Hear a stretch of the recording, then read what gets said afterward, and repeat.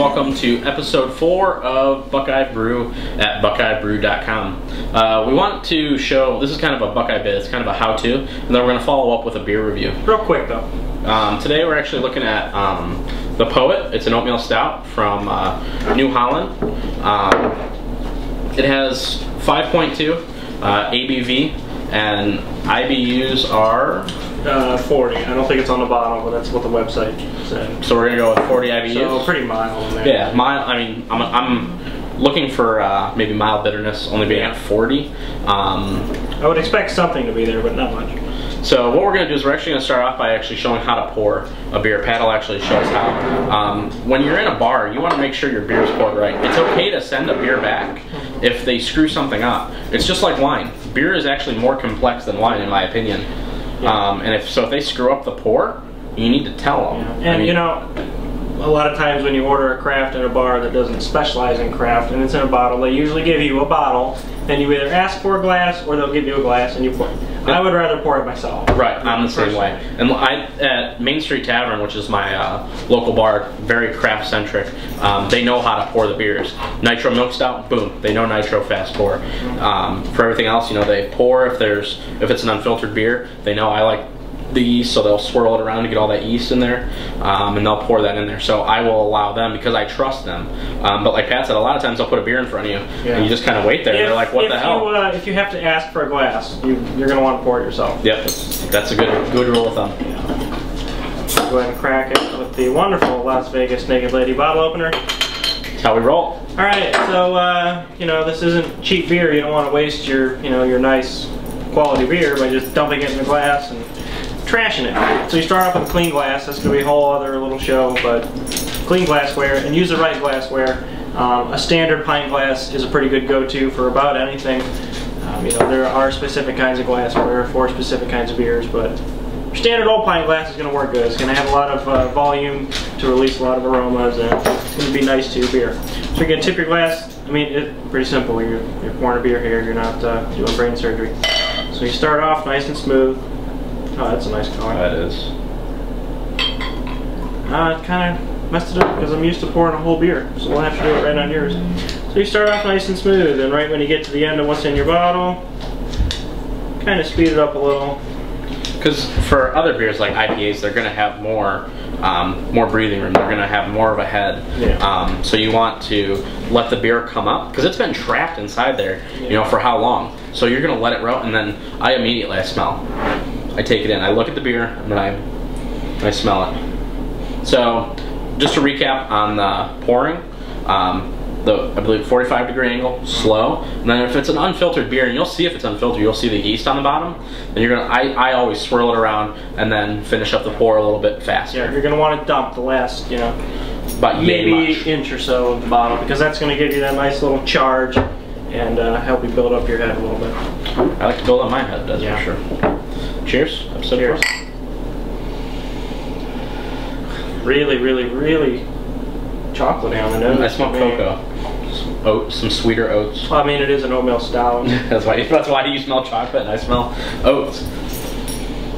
So let's have a look at it. What do you think? Very, I mean, super dark. I can't even see the light bulb through it. I like that. When I drink a stout, I want it to look like a stout. The head, not really a whole lot going on. Yeah. That's not unusual. Right. You can't really see any carbonation. No, I don't expect this to be real bubbly. Nope. But Well, for the taste here.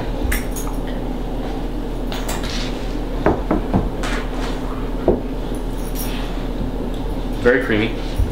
Very light creamy, smooth, really a nice dark roast malt. I'm tasting like a earthy finish. Are you getting that?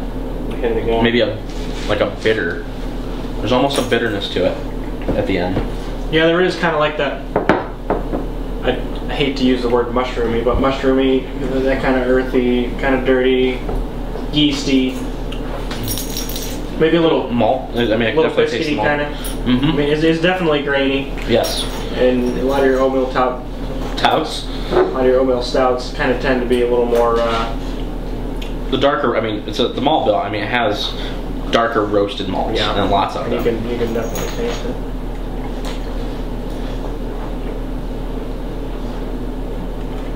I like the aftertaste. It is kind of unusual to me, but I like it. It stays with you a good long time. I don't really notice the hops on the nose like it. What did we say the ABV was? 40. Or ABV, not IBV. Oh, it's a 5.2 beer, so it's an all-day drinker. It is, and you know, it's sad to see session like creeping higher and higher. I was just reading the other day that Sam Adams has like a 200, you know, what was it, like 200% or something like ridiculous amount. So we see like, I mean, Lime-A-Ritas have 8%. Yeah. You know, so I mean, the session keeps getting higher. Although not officially, because don't quote me, but I think session beers are 5 and below. But I mean, this is a session. 5.2, you're right. I would session this. Yeah. I mean, this is something I could go to the bar after work, have one, even two, and be totally good. Yeah. We're not recommending obviously drinking and driving, but we're just trying to put it in context of it's not a heavy beer. It's not something that you're gonna need a cab ride home. Because I mean, I'm not drinking craft to get loaded. I'm drinking it because it's delicious. Because you're enjoying it, right? Yeah. So let's break it down. Appearance, dark. Super dark, which I like. It looks like ink in the glass. I mean, if you set it down out of the light, it loses its color and turns black, and I kind of like that. I would say 4 or 5 uncovered color. Yeah. I would go a 4 on the color. And minimal head by design, less carbonation in the stout. For the type of beer, I think the head's fine. Yeah. Personally, I think that's what I would expect. If I poured an IPA with that, I would be disappointed. But for the stout, I'm gonna go with 4 again. Smell? I like the way it smells. I do. Really dark, the cocoa, earthy, little biscuity. You almost, maybe it's me. I'm not raisins. Maybe maybe dates. Maybe a darker. Some kind of weird fruit. Yeah. Like a dried, almost like I want to say lambic when it's in the fermenting. Just it doesn't smell sweet though. It's something there. But overall, I mean, smell is solid. I mean, for me, again, as you know, I'm a hophead, so I mean, I'm not, love the smell of hops, and I'm let down here, but I also love coffee. So the darker, color, the darker roast comes through. I'm gonna go with a 3 on the smell. I go 2.5 on the smell. Overall, I think you can get more flavors to come out, personally. But again, smell is not important as maybe our next one, which is taste. As we talked about in our previous episodes, you drink the beer and then you chew on it. Taste is obviously the most important part of this beer. And this has. As it hit our palate, we were firing off, the different tastes that we had. And I really like the aftertaste on this. I like the way it finishes. And it stays with you a while. I can't really describe it. I wish I could, but I don't know. Overall, I'd say smooth. It is. It's smooth, and when you chew on it, it kind of stirs some things up. Yeah, it's got a good mouthfeel. And definitely chew on the beer. I mean, we can't emphasize that enough. I mean, chew on it. That's where you're gonna get all those flavors. Don't chug it. Get it a chance. Swirl it around and enjoy the beer. Now, if you have a sip or you're at a tasting and you don't like the style of beer, it's okay then no, it's okay to dump the beer out. And that's why that's why I started this. We started this so we could try these beers. I have an Arrogant Bastard in there that I found today. It was at my parents' house from probably 8 years ago. And we're gonna drink it. We're gonna try it. We're gonna try it later on tonight. But we want to try the beer. We want to spend the $12 a bottle on a bomber, so you don't have to. If it's something that you absolutely don't like, don't spend your money on it. There's so many good beers out there that fit your palate, that fit your profile. Our goal is to try it, so then you can look to us as a resource, and you can look to us for help deciding what you want. Instead of financial advisors, we want to be your beer advisor. Yeah, exactly. There's a name for that. What is this? Cicerone? Something like that. There's an official beer. It's a sommelier if you're in a wine. Wine, but there's actually a beer one. Oh, I'm gonna go to class. There you go. We're getting off topic a bit. Taste, caramely, dark, malty. It's more complex than I can really describe it accurately. For the complexity, I'm gonna go with a 4. Yeah, I would give this a 3.5 on the taste. Overall, I would go. I'd say this is a 3 beer.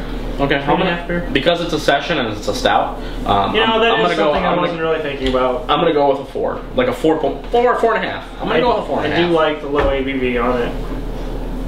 Yeah, I'll go 3.5 or 4. Okay, so overall we're at like out of 10.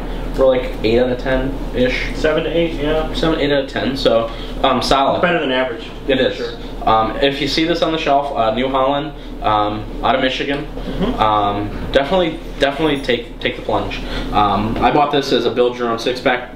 Great, fantastic way. Yeah. $1.99. $2. You can't beat it. Let's finish this up.